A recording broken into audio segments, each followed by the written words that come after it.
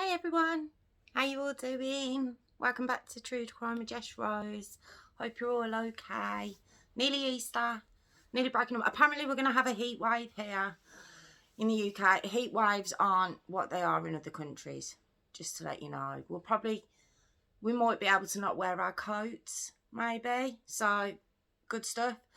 Right, been looking at this story all week. And oh, it's just shocking. But the reason I've looked into it so much, I've said to you before, when I'm researching these stories to put across to you, obviously there's different platforms I'll look at, and it always irritates me that mainly in the newspapers, to be honest, that they'll embellish the stories. And they're bad enough as it is. I never get that, never understand that, why you would try and make something that's horrific as it is, try and make it worse. Now, you'll see what I mean in a minute. And like I say, there's lots of different versions of this particular point during the story. So, I don't know. And to be honest, no one knows. So I'm just going to tell you the facts. It'll all make sense in a second. Okay. This is the story of Ella Lee Bennett. Now, when you look that up, you won't tend to find as much as Paris Lee Bennett. And you'll see why. Okay. Now, the reason it's Paris Lee Bennett is because there's been a lot of shows interviewing this young man. And it's basically, is he a psychopath or a sociopath? There's a lot of shows trying to work that out about him. Now, with a couple of shows that this story's been on is, I think Piers Morgan, I think was 2020, and he done Psychopath with Piers Morgan, if you want to have a look. And then Chris Cuomo, I believe he's kind of a bit like Piers Morgan, but in America. Actually, no, I think they're very opposite ends. Don't come at me. I just mean in the journalist way, not in them themselves. So don't come at me about that comment.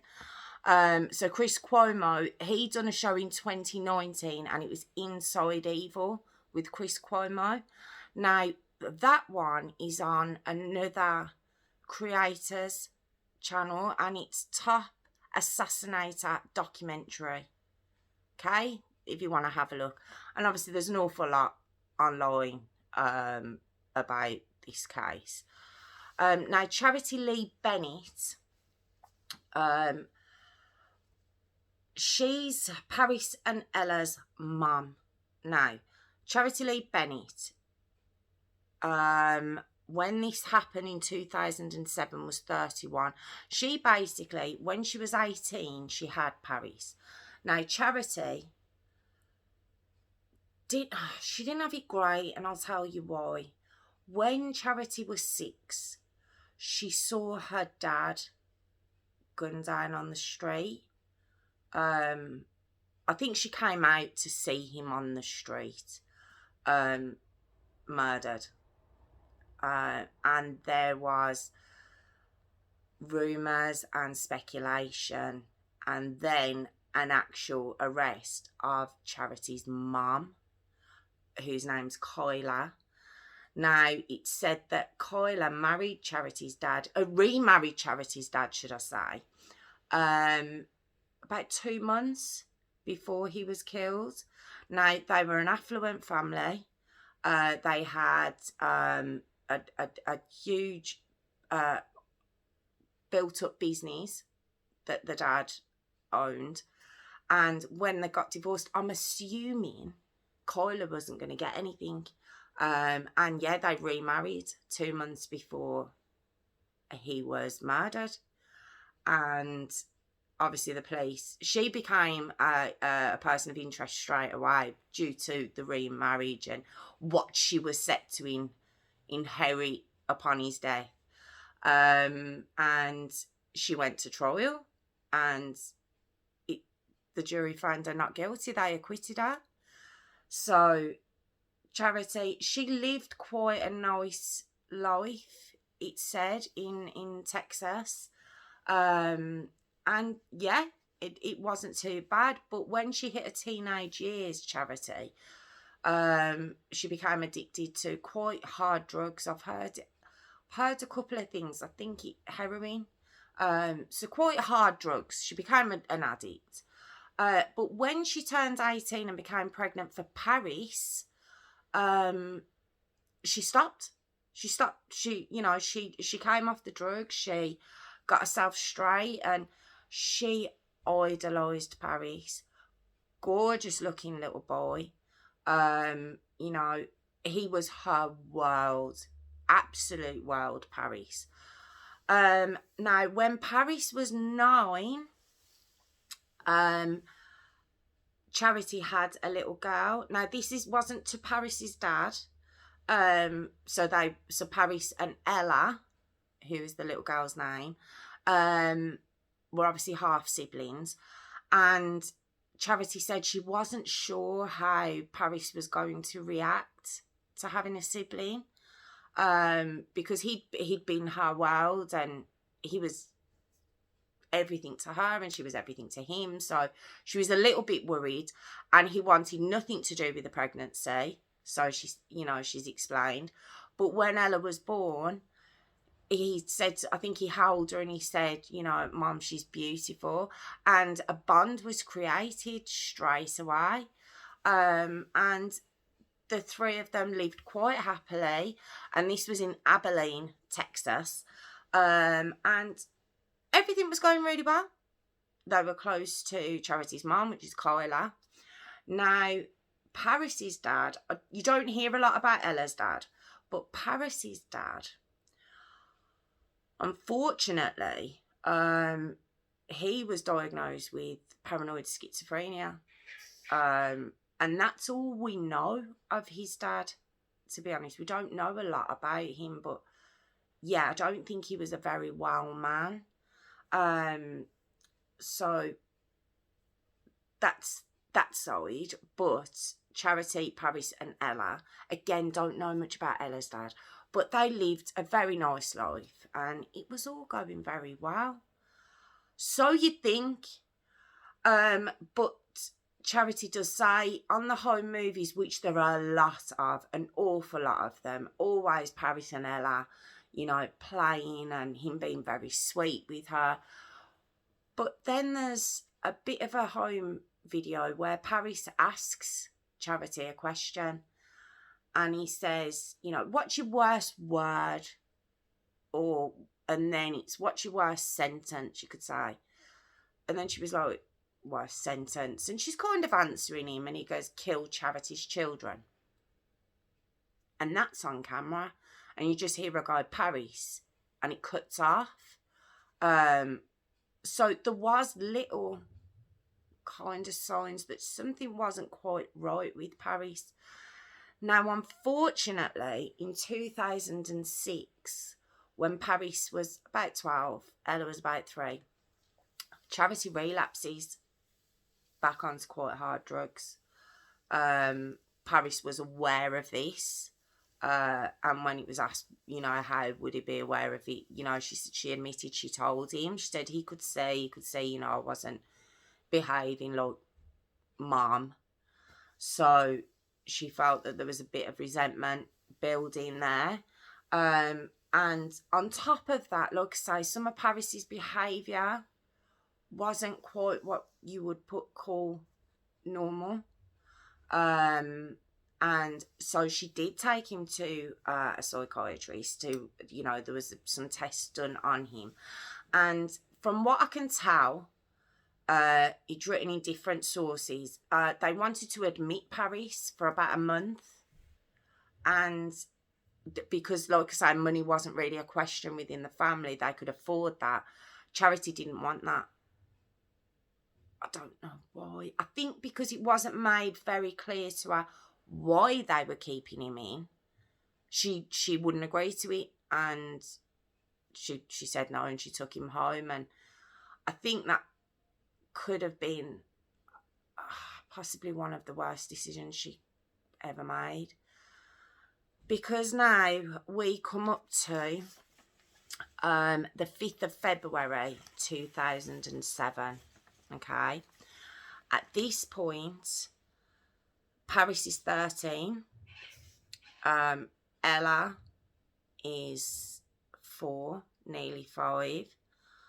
And Charity has been called into work. It's Super Bowl Sunday. And she gets a babysitter for Paris and Ella.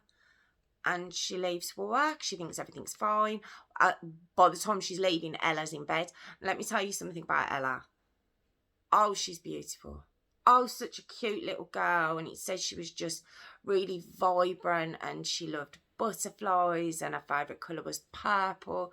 You know, you can see a lot of her online. Just this really sweet, cute little girl. And like I say, they were a really attractive family, I suppose you could say. Paris was gorgeous. Charity, you know, a pretty woman. You know, so just seemed like a really good family, in the sense that a happy family, should I say. So Charity, thinking everything's fine, goes to work, and Paris decides that he's going to lie to the babysitter and get her to leave the family home. Now, Ella was in bed. Charity was due home soon, I believe. So the babysitter, and don't forget, Paris is 13. So, you know, he's not like a 9-year-old and she's leaving him with a 4-year-old. You know, he's 13, he's a teenager. Would I trust a 13-year-old boy? Probably not. But, you know, he's, I'm just trying to say he's not an infant. She's not leaving. But anyway, so he convinces. Now, one thing I should say about Paris as well. Paris is very intelligent. Very intelligent. Like a beyond intelligent boy. He's got an IQ of 140, I believe. So quite manipulative, and very easily manipulated the babysitter to believe that Charity will be home soon and she can go. So the babysitter leaves. Now, early hours, so we've gone into February 5th, like I say, February 5th, 2007. There's a 911 call made, and you can hear the 911 call made online. And it's Paris, and he sounds upset on the call, and he's basically saying, I've had hallucinations. I thought she was a demon. I've killed her. And the 911 operator saying, you think you've killed someone? He said, no, I know I have. I've killed her. And she tries to get him to perform CPR on Ella. And you can hear him saying, no, there's no point. I stabbed her lots of times. And like I say, he says, I know I've killed her. So the police come straight round, rush round, and you do have a detective on the show who walked into it, and she just says there was blood everywhere in the bedroom. Obviously, poor little Ella had been in bed. She'd been asleep. And she was dead. And then you had this 13-year-old brother who was very calm, very collected, wasn't hysterical, wasn't anything like he sounded on the phone, apparently. Very cold. And the detective said she just couldn't believe it. So the police go to Charity's workplace and tell her that Ella's been hurt. And when she says, I need to see her, they say, she's dead. what do you do? So she's got that to contend with. So she says, well, where's Paris? And they say it was Paris that killed her. Oh, now I have done sibling, what do you call it? Infanticide? Sibling murders. I have done that with the Gemma McCluskey case. But this one, I think, maybe because Paris is a child, maybe because of how close they were, I don't know. But this one, just my gut just dropped at her having to hear that. How would your brain process that? Your daughter's dead and your son killed her. You know, so like I say with Paris, the first excuse was he must have been having hallucinations and he thought Ella was a demon. That was his first excuse. Now, he made up 3-4 excuses within 6 hours, apparently, of the police obviously taking him in. The second excuse was that he hated Charity for her drug relapse. Now, Charity said the first person that she got to see was Ella. She got to see Ella first. And they brought her to the house to see Ella. And she said they just undone the covering just to her neck, just so she could kiss her. And she said that, you know, when she kissed her, she got blood in her mouth. And, oh, she's 4 years old. Oh. And she just said it obviously broke her heart and she didn't know what to do. And obviously she's gone into this house that she'd just left a couple of hours beforehand. The next person she got to see after a couple of hours was obviously Paris. And this is where I get a bit confused. Now, I know it's her son. I understand that. I've got children of my own. But it was the way she worded it. She says, I was happy when I saw him because he was the only one I had left. Who am I to question that? You know, who am I to question that? Because touch wood, you know, it's not something I will ever have to experience. I gotta hope so. But she said she was happy to see him and she hugged him. And she said she was hugging him for a while before she realised he wasn't hugging her back. And she said she realised that he wasn't crying. Again, like the detective said, he wasn't hysterical. He was very calm, very cool. 13 years old. I will keep reminding you of that. And then when she spoke to the police, it had come back that Ella had been stabbed 17 times. 17 times. And it was said that a lot of the cuts were to inflict pain, not to actually damage, if you know what I mean. They were quite shallow cuts rather than stabs. It was quite methodical. You know, it wasn't rushed. It wasn't in a rage. You know, it's very calmly done, I suppose. But what was also found on Ella's bed was semen. Paris's semen. So then there was a question that Paris himself bought into, that he'd been molesting Ella and he was scared she was going to say something, so he had to kill her. You know, this was the story that was put out for quite a long time, and Paris agreed to that. But then, when he was kind of 15, 16, he changed that. Now, they say, is it because he was due to go into big man prison? Because don't forget, he was 13, so for 5 years he was just in kind of juvenile. And we all know how child molesters, child murderers are perceived in prison, whether he was 13 or not. And the fact that it was said that he raped and murdered Ella. people are dubious of the fact that he's tried to pull it back a year before he's due to go into main population, I suppose, within a high, you know, a maximum security prison kind of thing. So I don't know, because when you watch the interviews with Paris, and like I say, this is by Piers Morgan and Chris Cuomo, he denies it completely. He says, you know, I said it to hurt my mum, but no, I didn't. He admits he watched violent porn beforehand.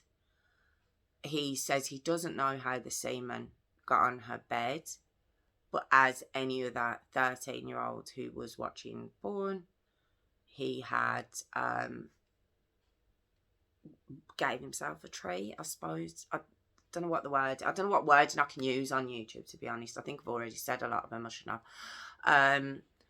And that could have been perhaps how the semen got on the bed. The detective involved, who straight away thought that that might be the reason, there was a sexual abuse test run on Ella in the autopsy, which came up negative. So this is what I mean about the media portrayal of this, that when you look online, it's straight away Paris Bennett raped and murdered Ella Bennett, and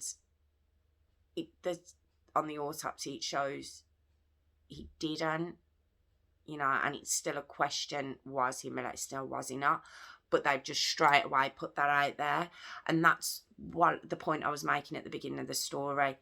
Isn't it bad enough? Isn't it bad enough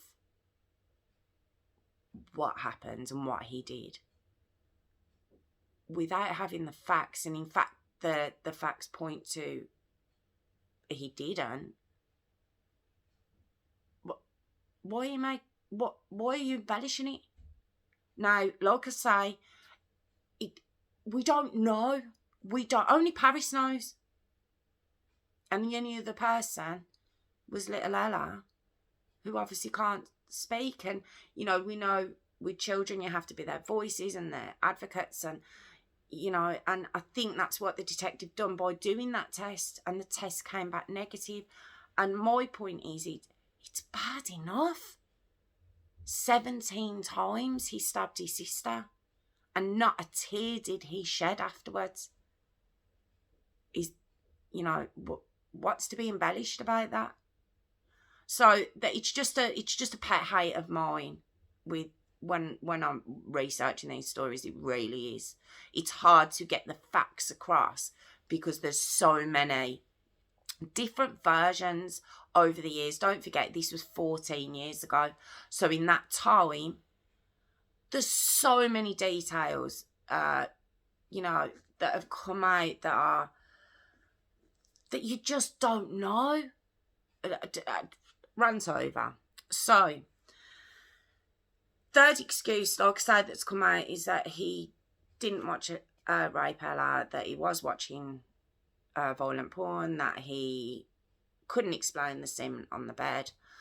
But one thing that has remained at the forefront was this hatred for his mum. It said that it was because she relapsed, and he said to her at I think quite early days, just after this had happened, was, you always said to me that you wouldn't be able to murder somebody or kill somebody. This is Paris to his mum, Charity, unless they hurt your children. What are you going to do now? That's the sentence he said to his mum. Because obviously, whether it was a conversation they were having, and she said, you know, I personally couldn't kill somebody. This obviously before the murder. You know, but if someone hurt my children, you know, look, all of us make that comment, you know, you come for my kids and all bets are off. So he basically said, what are you going to do now? And it said that he was so angry at Charity, but in his mind, like I said, very clever man now, that killing Charity would be kind of over quite quickly. But taking both her children away would last a lifetime. Her lifetime. And by killing Ella and him obviously being taken away, he'd done that in one go. And to me, what I've watched of him and what I've learnt of him, that makes more sense to me. Not as I mean in the sense of, God, that sounded terrible. I mean in the sense of his mind frame and the fact that he is, I don't know if they've actually fully diagnosed him, because he won't have the tests apparently, because he feels it'll go against him when it comes for him going for parole, to be actually diagnosed as paranoid schizophrenic, psychopath. He doesn't want to go forward with them tests, and he can't be forced to have them tests. But I think that's what he comes under. I've watched a lot of programs when I was looking at, because psychopath, sociopath, I think them words are thrown about without actually the meanings being fully known. And my understanding of it is a psychopath is born. There's nothing they can do. It's said they're very intelligent, very calm, no empathy, physically can't feel that. Don't feel it. They feel their versions of that, what they believe it is, but it's just not there. It's not there. Whereas a sociopath, they say that's nurture. They say that's made through, whether it be abuse as a child, just something very bad happening within their life. And those people, whereas with a psychopath, when they do bad things, they reason it, they have planned it, they, in their mind, there's a full understanding of what they've done. So they don't feel bad because they feel what they're right in what they're doing. A sociopath knows what they're doing is wrong. They know that. They just don't care.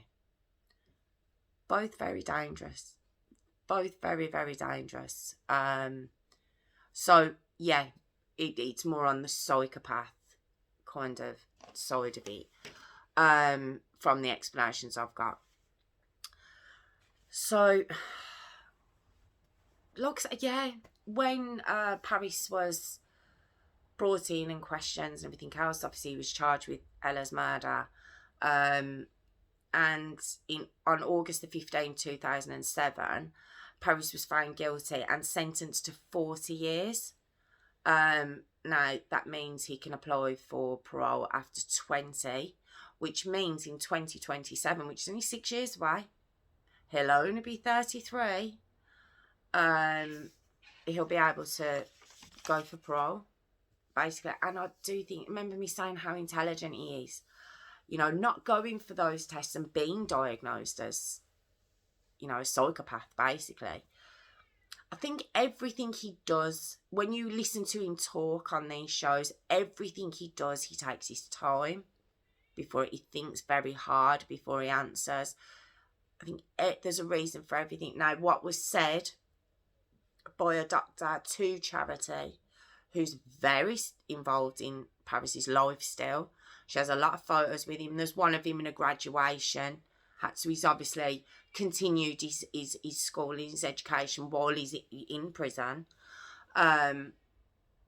She phones him and she visits him a lot. And what a doctor actually said to Charity is, rather than trying to get him assessed and get him help, save that money and get yourself as far away from Paris as possible. Because they believe he was capable of doing that at 13. What will he be capable of doing at 33? This is a very, very dangerous man and a very clever man, which makes it really scary. Now, Kyla, Paris's grandmother, is also still in touch with him. Now, Kyla also appears on, not that show, but back when it happened, there was a documentary done, and there's an interview with her. And she says that in the interview that the whole family are very good manipulators, including Charity. She does throw Charity in there. And definitely Paris in there, and herself. And she says, but, you know, I don't really have anyone to manipulate anymore. And I don't have a jury to manipulate. She actually says that on camera.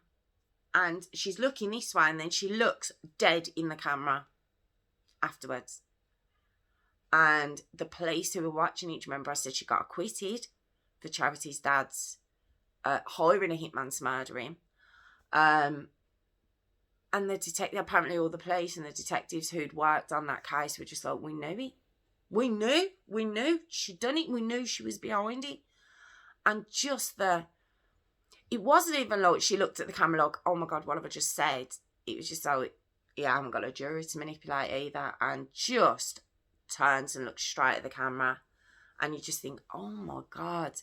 So Paris, he had his dad, who's a paranoid schizophrenic. His maternal grandmother is at best a very manipulative woman, at worst out and out sociopath. You know, his mom, it's Charity herself, is said to be very manipulative, but that's by the mom saying that. So, you know, I don't know. She said, I don't understand how she's gone about things since Ella died. I don't have that understanding, but who am I to have that understanding? But this is where I do get very, like, really confused. Charity has gone on to have another little boy, and she had that little boy in 2013 called Phoenix. Obviously, Phoenix will be out this year. And will be 14, still a child, when Paris is up for parole. And, oh my God, he knows of Phoenix. This is Paris. Apparently when Phoenix was born, he had heart problems. She obviously let Paris know about that, and it was said that Paris cried for the first time ever over his little brother going through these health scares. And it's like, oh my God, you know, why are you not getting that little boy? I mean, it says she's in Georgia now. I think it's Georgia. Yes, she's moved to Georgia. But she said that on camera. I presume Paris knows that. And he's due out in 6 years. And she says she's scared of him. She openly said she thinks that he could hurt her. She hasn't mentioned Phoenix, whether she thinks he'd hurt Phoenix. But she does think he's very dangerous. I don't think she wants him to be released. I think she openly says she doesn't think he should get out. But you haven't ran for the hills. I know this is your son. I understand this is your son, who you loved, who was your life for 9 years until Ella came along. But, oh my God, you've got another child that you've got to protect. And he knows everything about Phoenix's life. She's visiting. I don't think he's ever met Phoenix. In fact, no, that wasn't mentioned at all. So she hasn't brought him to visit Paris or anything. But still, he knows where they live. I mean, the nan, Kyla, wouldn't trust her as far as you could throw her, because she sends in Paris really kind of graphic comics and graphic reading material because he asks for it. And Charity actually had to put a block on Kyla sending this in. And then when Paris and Kyla were trying to join together to stop Charity being able to get involved in that, Charity threatened Paris with, I'm going to be done with you. And he kind of stopped and said, okay, fair enough, I understand. But Kyla's a liability as well. The grandmother. I just think, what a family. I just don't understand. I don't get. I struggled with this one, as you can see. It's so hard to put my own input across. One thing I will say is that on the night it happened, and well, in the early hours, when she'd just seen Ella, and then she goes to see Paris, don't think my response would be to hug him. I can say that. I don't think that would be my first response, to go and give him a cuddle after what's just happened, after what he's just done. I think I can say that. Everything else, every other route she's gone down, who am I to question?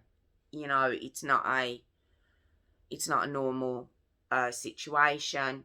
It's very hard. I think it's very easy. She's got an awful lot of backlash over it, awful lot. And I just think unless you're in that position, you can't.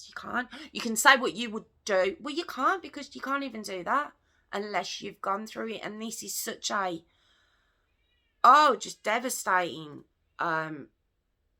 situation. You can't. I just don't think people should be throwing stones at her because they haven't been through it. But, you know, it's the world we live in, and if you're going to have, you know, put yourself out there, and she's in a lot of interviews, then you're going to get the negative backlash out from it. That's just life. Now, the Ella Foundation was set up by charity, and she goes out to schools and, you know, conferences to discuss the proper treatment of mental illness. And she just says that she hopes, because she couldn't help her own children, she's hoping that maybe highlighting it just might help somebody else's child. And when I heard her say that, I couldn't help myself in thinking, but they tried to help Paris a year before this happened. Possibly around the same time you relapsed. And you said no. So, you know, would it have changed the course of events? Again, no one knows. But I think if you know there's something not right with your child, which is very hard to admit, then you should accept all the help that's available to you. Especially, you know, I could understand if she couldn't have afforded it, but she could.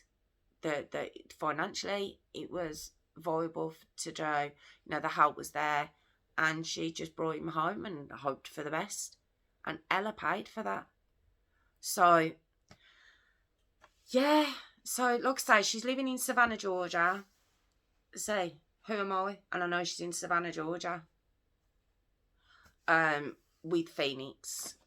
And, you know, you do see her home, and there's an awful lot of stuff for Ella, the butterflies and the colour purple, and, you know, it's, you know, she's got a lot of pictures of Ella around. And like I say, she's a stunning little girl. It's just so devastating. It's just such a shame all round. You know, Paris judging on his dad and his grandmother and himself. Like I say, psychopath, if I'm wording that right. There was nothing he was ever going to be able to do about that, I believe, unless he got the proper help, because he was born that way. It's the frontal cortex that's missing something, the empathy that most humans have, and he's missing that, which is why when he did what he did, he was so calm. He was so collected about it. There's been no remorse. You know, even when he's asked the question now, you know, do you regret it and everything else, so, yeah. You know, but very thought out, very, I'll just say it again, just a very intelligent. You just get like a cold feeling when you're watching his interview.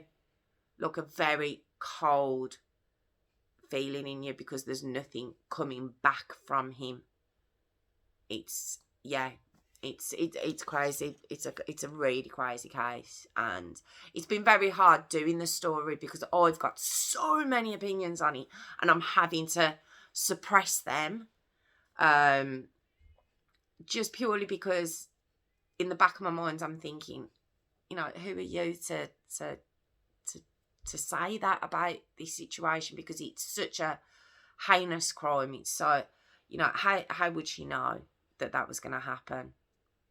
You know, it's just really hard. But yeah, that was, like I say, on a lot of sources, it's all Paris Lee Bennett. You want to look for anything, that's the name you put in. But I've actually put Ella Lee Bennett's name before his, because, like I say, I think that's the right thing to do. I don't think the perpetrator should go before the victim. The only stories I've done where I have put the perpetrator's name there is when, you know, perhaps there's been a lot of victims and, you know, the name is so well known that you will know what's related to that. But obviously this does go back to 2007, so if you're not aware of it, I have put his name on there too. So yeah, that's the Ella Lee Bennett, Paris Lee Bennett story. And I'm gonna keep an eye out for it come 2027 and see what the outcome of his parole hearing will be. But like that doctor says, if he gets out, I would definitely recommend that Charity and Phoenix run for the hills, because I think he'll come for her. But who knows? Thank you so much for joining me again. I really appreciate it. Thank you to my new subscribers and all my comments that I've been getting, all my likes. And yeah, if you want to, I'd really appreciate if you want to subscribe and drop a comment in if there's something you don't agree with or there's a story you want me to look at. And yeah, just thank you for joining me again, and I'll see you all soon. Take care. Thank you.